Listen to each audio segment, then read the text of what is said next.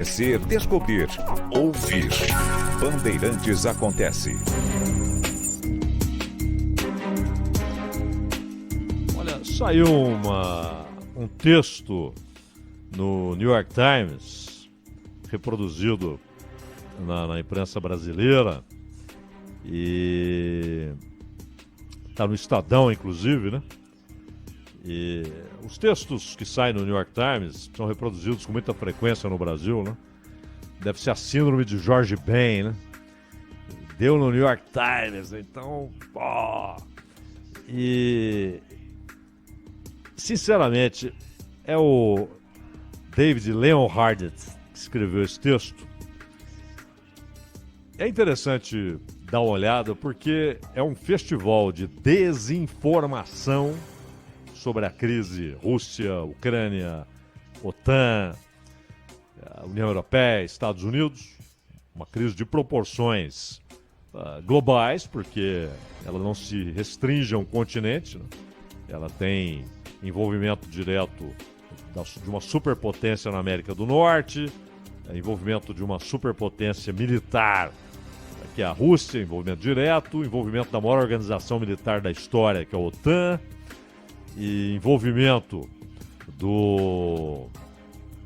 da China, que está adotando uma posição diplomática de apoio à Rússia, né? Então, é um assunto importante demais para que as pessoas tratem levianamente.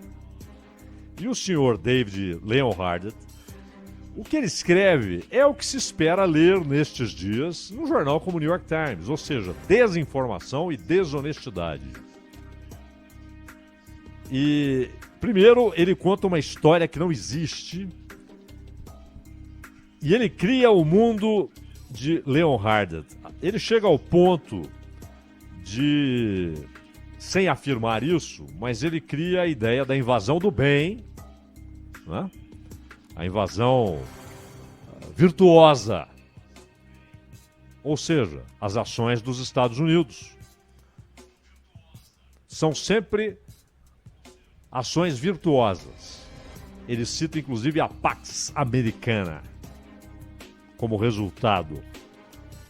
Chega a dizer o seguinte, depois de citar invasões da União Soviética, e aqui começa um problema, talvez Leonhardt não tenha ouvido o discurso do Putin, que foi duríssimo com decisões da União Soviética, táticas e estratégicas da União Soviética. Putin foi duríssimo ontem com essas decisões, foi crítico em relação a decisões históricas da União Soviética. Mas aí ele vai citando o Afeganistão nos anos 70. O Afeganistão foi em 79. Ali o Partido Comunista do Afeganistão estava sendo derrubado pelos movimentos islâmicos no Afeganistão, que não aceitavam o Partido Comunista no poder, não aceitavam a centralização do poder. Isso é fantástico, né? Na história afegã. Eles não admitem um poder centralizado que corte o poder tribal, o poder regional, o poder das famílias. E a União Soviética entrou para garantir o Partido Comunista no poder. Não conseguiu, foram 10 anos de guerra. E os mujahedins venceram a União Soviética. Ele cita a Tchecoslováquia. Isso foi em 68. Eu sempre me lembro do jogo em 1970, Brasil e Tchecoslováquia. A Tchecoslováquia fez 1-0, o Brasil virou, fez 4-1, como todo mundo sabe. O Brasil ganhou todos os jogos naquela Copa. Mas ao fazer o primeiro gol tcheco, Petras faz o sinal da cruz na comemoração. Não era apenas uma manifestação de um cristão, um jogador cristão da Tchecoslováquia, mas era um desafio aos que estavam no poder em Praga, depois que a Primavera de Praga foi esmagada pela União Soviética. Já havia acontecido nos anos 50 na Hungria. A Hungria também tentava um processo de liberalização, tentando afastar os stalinistas, até porque o Stalin havia morrido em 53. E ela começou um processo de liberalização, não é?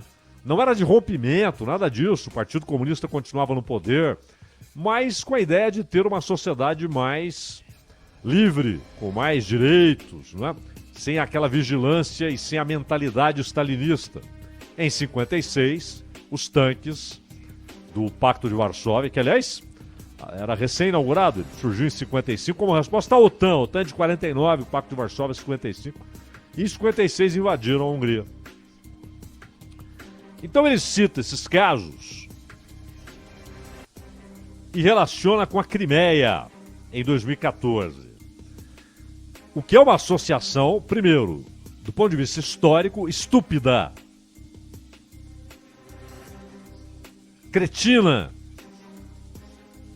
desonesta.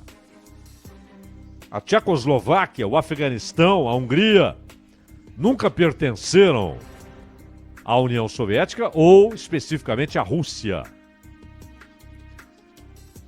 É diferente da Crimeia, onde mesmo depois de dada de presente pelo Khrushchev à Ucrânia, a Crimeia continuou como uma das mais importantes bases da Rússia no sul. Sebastopol, a frota do Mar Negro. Então é uma história completamente diferente. Mas aí ele diz, sim, os Estados Unidos invadiram o Panamá nos anos 80 e usaram a CIA para derrubar um governo eleito na Guatemala nos anos 50. É claro que o país também lançou uma série de guerras distantes no Iraque, no Vietnã e em outros países. Mas, os países mais poderosos do mundo raramente usaram a força para expandir suas fronteiras ou empossar clientes entre os estados na sua região. Em vez disso, respeitaram em geral os tratados e regras internacionais estabelecidos nos anos 40, pós-guerra.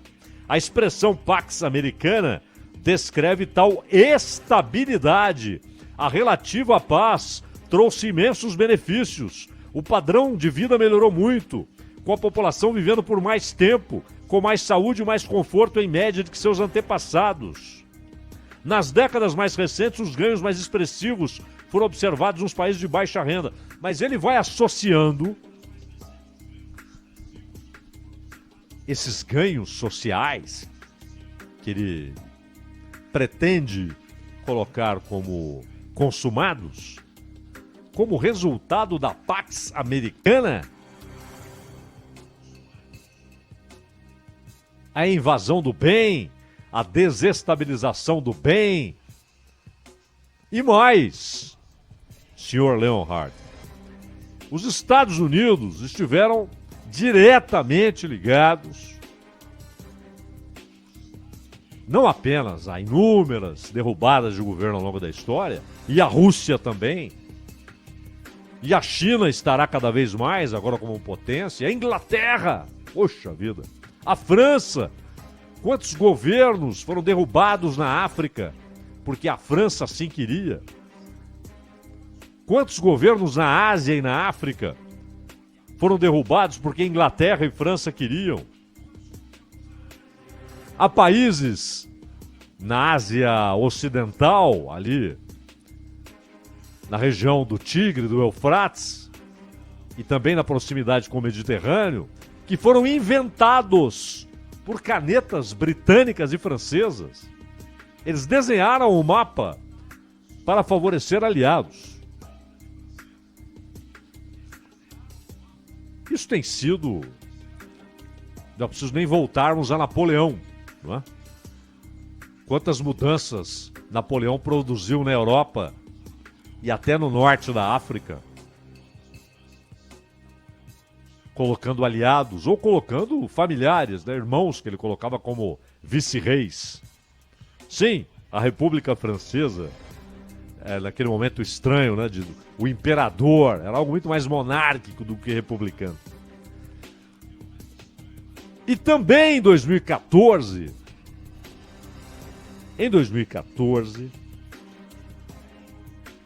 na Ucrânia aconteceu uma coisa que chama a atenção. E há um depoimento aqui de um veterano diplomata americano chamado Jack Matlock Jr. Bom, bota veterano nisso. Na crise dos mísseis, era Jack Matlock Jr. quem traduzia as mensagens de Khrushchev para John Kennedy. Ele foi embaixador em Moscou já na parte final da Guerra Fria. Ele conhece o riscado. E ele diz que a situação atual, que ele chama de tragédia, ele escreveu um artigo chamado A Tragédia de uma Nação Dividida. Ele diz, e aí a visão do sujeito que conhece o Departamento de Estado, conhece as ações da CIA, conhece como tudo acontece, conhece as ações de Moscou, a diplomacia russa, como funciona, a polícia secreta, né? Desapareceu o acrônimo, desapareceu o nome anterior, mas é o mesmo tipo de atividade, né, que a KGB exercia. E ele disse que OTAN e Estados Unidos, sim, Estados Unidos, porque convenhamos, União Europeia, Alemanha, né, eles simplesmente seguem o líder. Canadá, com seu ditadorzinho de meia tigela. O Trudeau, ditadorzinho de meia tigela. Quem diria que o Canadá um dia teria um ditadorzinho? Esses caras esperam o que o Washington diz. E segundo esse diplomata, OTAN e Estados Unidos determinaram a impossibilidade de uma solução diferente. E ele está dizendo isso desde dezembro do ano passado, quando a inteligência militar americana e a CIA fizeram chegar à imprensa dos Estados Unidos as informações de que havia centenas de milhares de soldados russos próximos à fronteira com a Ucrânia. Então, ele ocupou posições estratégicas, inclusive na crise dos mísseis, como eu citei, quando a União Soviética colocou mísseis em Cuba. Né? E os Estados Unidos, obviamente, não aceitaram. Fala, peraí, esse país está a 70 milhas. Colocar mísseis lá, apontados para cá? De jeito nenhum. E quase houve um confronto entre União Soviética e Estados Unidos. Houve um momento até que havia o risco de confronto nuclear. Mas é óbvio que os Estados Unidos não aceitariam mísseis em Cuba. E o Matlock Jr. participou das negociações, traduzia as mensagens de Khrushchev para John Kennedy, o que demonstra a confiança do Kennedy. Não basta o cara ele fala russo, não. Tem que ser alguém que eu confio inteiramente. Ele não vai inventar uma palavra. Porque nesse tipo de coisa, uma palavra inventada ou omitida, você pode provocar uma crise mundial, uma guerra mundial. Então o Kennedy confiava no Matlock. E, além disso, entre 87 e 91, ele foi embaixador americano em Moscou. Ou seja, ele viu o colapso da União Soviética. Ele viu o fim da União Soviética. Estava lá. Ele viu a ascensão de Gorbachev, o colapso da União Soviética, a ascensão de Boris Yeltsin na Rússia, aí já como república única, não mais como União Soviética. E toda essa experiência, ele que é professor convidado da Universidade de Duke, na Carolina do Norte, faz com que ele conheça o assunto. E não diga esse tipo de coisa que o Leon Hardt escreveu no New York Times. Esse desconhecimento absurdo da história. E ao mesmo tempo, o senhor Leon Hardt diz o seguinte: sabe por que o Putin fez isso? Porque isso aí tem a ver, por exemplo, com as fragilidades que ele encontrou no governo Trump. Meu Deus. A Crimeia foi tomada pela Rússia em 2014. Quem era o presidente dos Estados Unidos? Barack Obama. Concedeu uma entrevista na época em que o repórter praticamente exigiu do Obama explicações por que ele não tomava uma atitude depois que a Rússia tomou a Crimeia. E também com a explosão daquele problema que já estava ali latente naquelas oblasts de Donetsk e Lugansk. Aí o Obama disse o seguinte: a Ucrânia é um assunto muito importante para a Rússia. É estratégico. Para nós, não. O que o Obama disse? Eu não vou entrar em confronto com a Rússia. E olha que naquele momento já havia a decisão de adotar sanções. Mas o repórter, num estúdio fica tudo tranquilo, né? Ele queria ações o quê? Militares. O Obama até poderia ter dito: tá bom, eu vou mandar tropas para lá, você vai. Se você for, eu vou mandar. É fácil, né? Ficar exigindo uma ação militar quando o sujeito sabe que vai continuar confortavelmente no seu gabinete, no seu estúdio em Washington. Mas foi Obama que deu essa entrevista. Sr. Leon Hardt.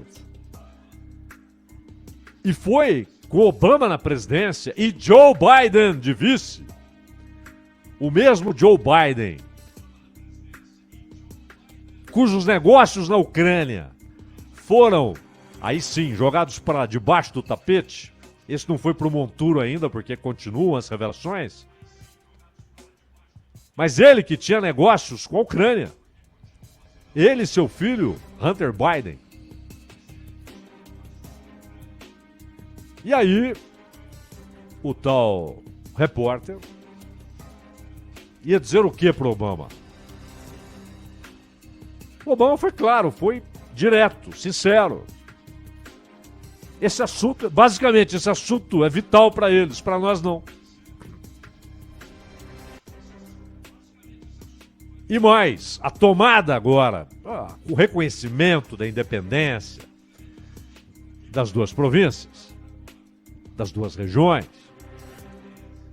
acontece sob que governo nos Estados Unidos? Joe Biden. Mas Leon Hardt diz que a culpa é do Trump. Quem disse para o Gorbachev: não iremos em direção ao leste? Foi Bush pai. Quem disse para Boris Yeltsin: não iremos em direção ao leste? Foi Bill Clinton, que disse a mesma coisa no final do seu segundo mandato para Vladimir Putin. Putin já era a expressão do poder na Rússia quando termina o segundo mandato do Clinton. Bush filho falou a mesma coisa. E Obama. Essa história que a imprensa amestrada dos Estados Unidos está dizendo: o Putin disse que o Clinton não concordou com a entrada da Rússia na OTAN. Ele inventou isso. Não, senhor!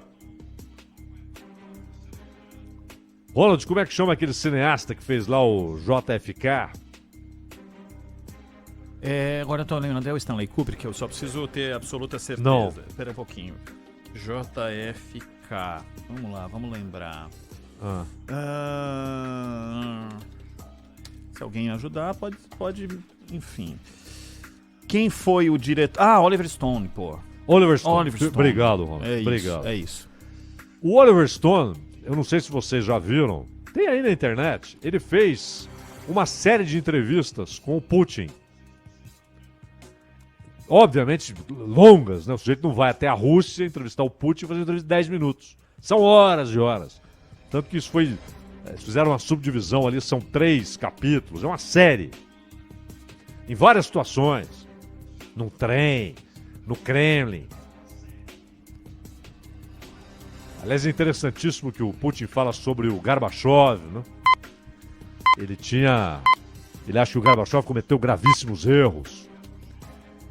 E ele fala isso naquela entrevista. Ele fala: olha, nós nos aproximamos tanto que eu cheguei a sugerir ao Clinton, por que não uma grande aliança político-militar, Rússia e Ocidente? E o Clinton não disse não. Até porque é um assunto pesado demais, mesmo sendo presidente dos Estados Unidos, para ele responder sem conversar com muita gente. Mas ao voltar para Washington, o Clinton não respondeu, o que significava não. Porque não era uma ilhazinha no Pacífico perguntando se podia entrar para a OTAN, era a Rússia. Então é claro que ele não esqueceu o assunto. Me esqueci que um dia aquele cara falou que o país dele tinha interesse em fazer uma aliança com a OTAN. Não, é a Rússia. Razão da existência da OTAN, ao fim e ao cabo. Né? Então, porque eu repito, o Pacto de Varsóvia é posterior à OTAN. O Pacto de Varsóvia é a resposta à OTAN. E não o contrário.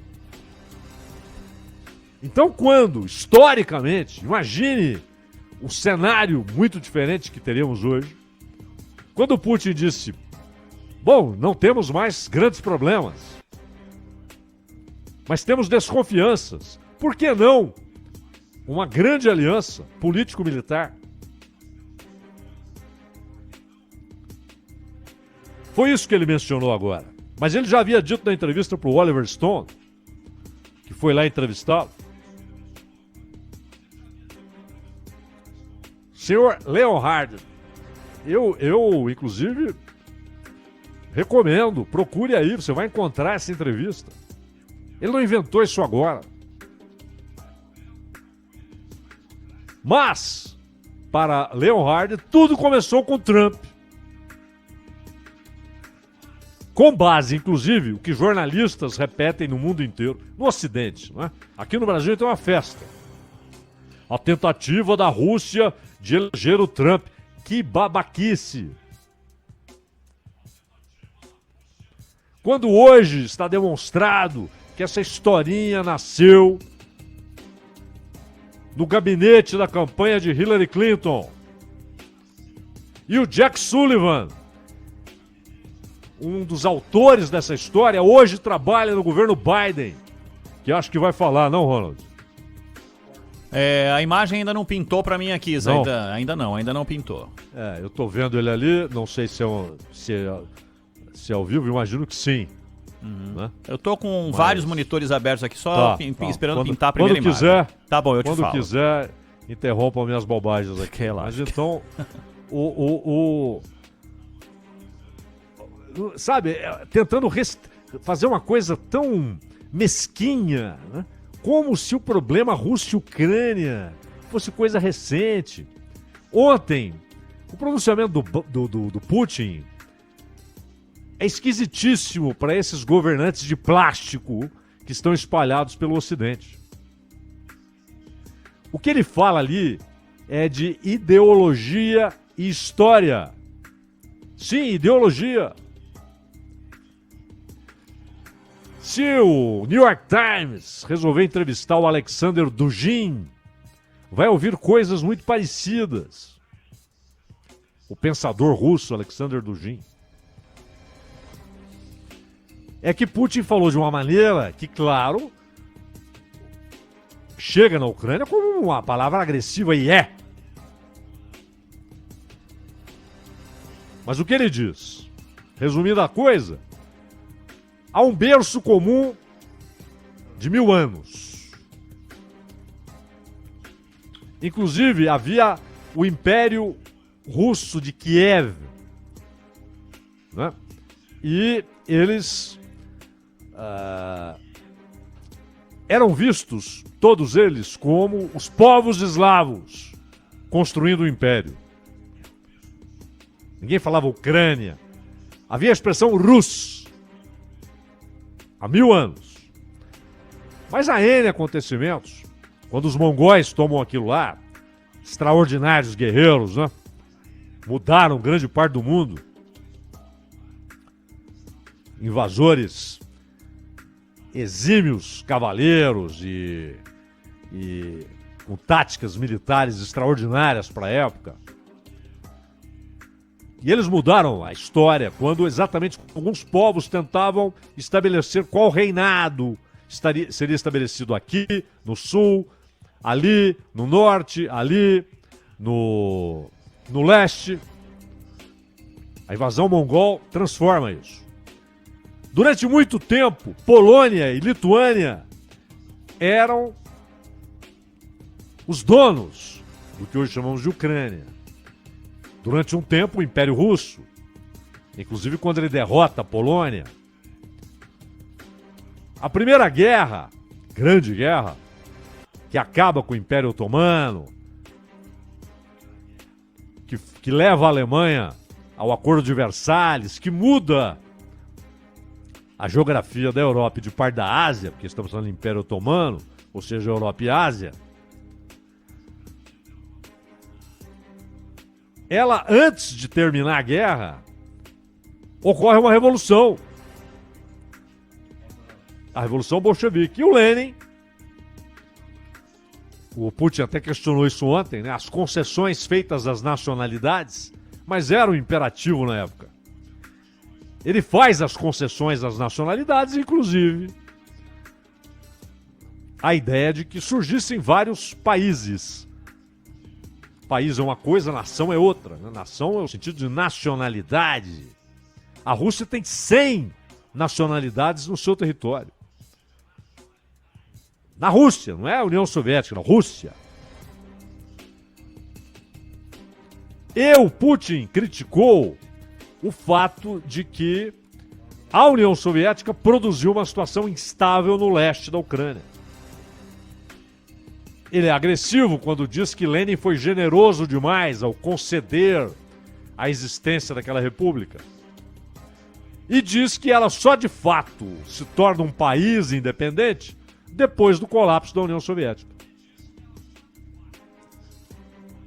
Então, essa visão histórica, ideológica e militar que torna inaceitável para a Rússia a Ucrânia na OTAN, ou esse é o verdadeiro sentido da preocupação, não é nem a Ucrânia na OTAN, é a OTAN na Ucrânia. Soldados, aviões, armas da OTAN em território ucraniano, ou seja, na fronteira oeste da Rússia. Então, ele também diz coisas absurdas sobre as duas regiões. O senhor Leonhard. E aí Boris Johnson, Olaf Scholz, saem dizendo: os russos sofrerão uma barbaridade com as sanções. Quem vai sofrer uma barbaridade se houver uma guerra é o povo da Ucrânia, que nem de longe é a grande preocupação do Biden, do Scholz, inclusive que anunciou a suspensão, né? Ou seja, vai faltar o carimbo definitivo para funcionamento lá daquele gasoduto. O primeiro está em funcionamento já tem 10 anos, né? O segundo gasoduto, que dobraria o fornecimento de gás da Rússia para a Alemanha. O Boris Johnson, são políticos de plástico. Mas eles acreditaram mesmo, o Putin está no poder há 20 anos, há mais de 20 anos, 22 anos, eles acreditaram que a ameaça de sanções determinaria as decisões da Rússia. O que o Lavrov disse hoje, estamos acostumados às sanções. Aliás, disse ele, elas viriam com ou sem essa situação.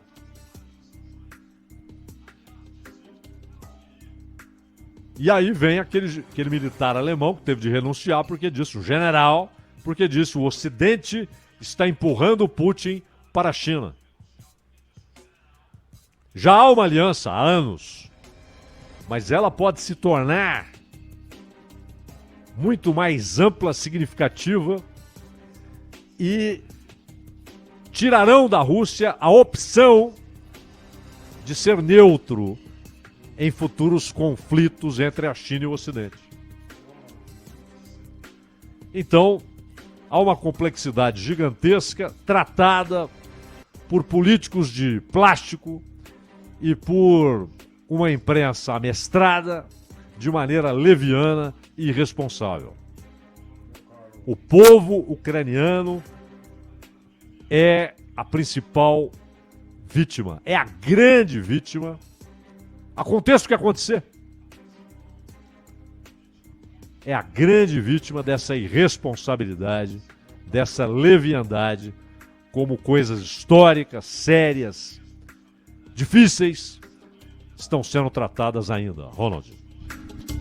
O Bandeirantes Acontece. Já já estará disponível esse editorial e os ouvintes se manifestando de maneira intensa nas nossas redes, pelo WhatsApp, pelo YouTube, acerca do conteúdo que o Zaidan levou ao ar agora e que ficará disponibilizado para você em podcast. É o Entendendo a Notícia. Está no site da Rádio Bandeirantes, estará no site da Rádio Bandeirantes e estará nos principais agregadores de podcast. Obrigado a todos vocês, ao Wellington, ao Luiz Antônio Germano, ao Pedro, Emílio, Francisco, a Suzy, ao Cleiton, Alexandre, Kátia, entre tantas, Claudinei, entre tantas e tantas pessoas que se manifestaram, além de outras manifestações que vieram por outras formas aqui pra gente.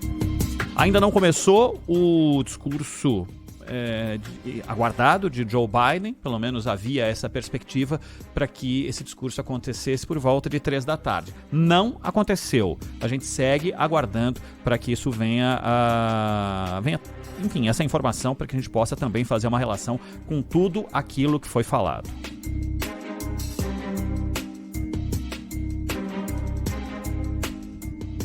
A gente já volta. Rede Bandeirantes de Rádio. Bandeirantes Acontece. Trânsito.